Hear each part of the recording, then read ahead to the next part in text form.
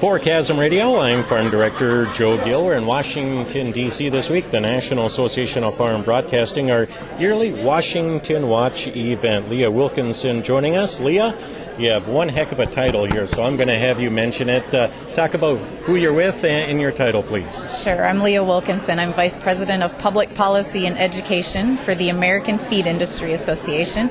So that means I oversee our legislative, regulatory, and international trade work we do for the feed industry.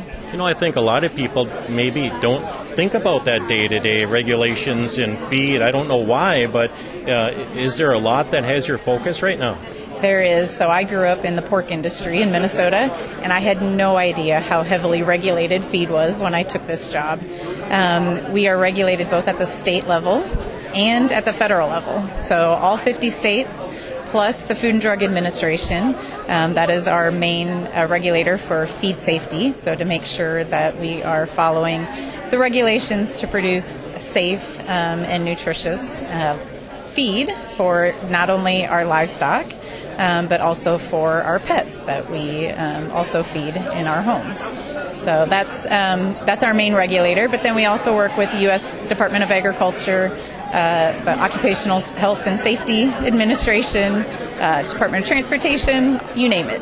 Well, you know, a lot of people, when you think of regulations, all of a sudden you kind of think negative. You know, what more strain is coming on us as farmers to do what we need to do, and you know, I guess that it's there, and that's why you're here in D.C. too, to try and kind of bridge that gap, right? Right, to help our members who manufacture the feed that your producers use in the area, and so that they have confidence that it's safe and that high quality product, and that's really kind of what that regulation does, and it's to show the proper regulation and how that can affect, and then as we are helpful for our members to be in compliance with those and to understand the requirements and just continually educate them on how to work with the regulators. Can you give us for instance, on maybe a certain change or regulation that is being talked about or has recently gone into place? Sure. So the biggest change was the implementation of the Food Safety Modernization Act several years ago. So that put in place current good manufacturing practices for our industry. We had them previously for making medicated feed, but now that covered all of feed manufacturing. And then putting into place food safety plans. So our industry used to follow HACCP, so the Hazard Analysis and Critical Control Points. And so we just had to kind of twist how we were talking about our food safety plans and put it into FDA's language. So that was a big change for our industry, and we helped guide them through the requirements as they were drafted and then compliance.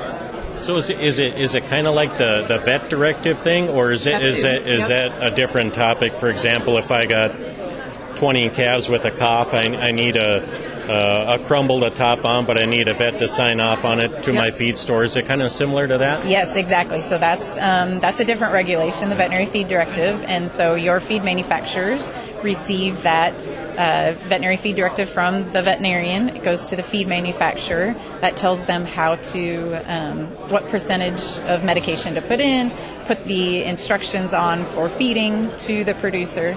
You know, that's what the feed manufacturer does, keeps those records, and then passes the information on to the producer then for them to feed it properly. There has to be a never-ending list for you. I don't think your job ever gets done, does it? It's always changing, which keeps me young and excited for helping the industry. So I suppose, too, you guys get leaned on if there's questions, concerns, or need clarity, or you kind of leaned on for that, too? We do. So we help our members a lot. So if they have an inspector show up in their facility, they call us and say, hey, they're asking for these documentations. Do they have the authority to see that or not? We help them through all different types of compliance issues like that. Well, Leah, thank you very much. Appreciate your time, and nice to meet you, okay? Nice to meet you. Thanks for being here.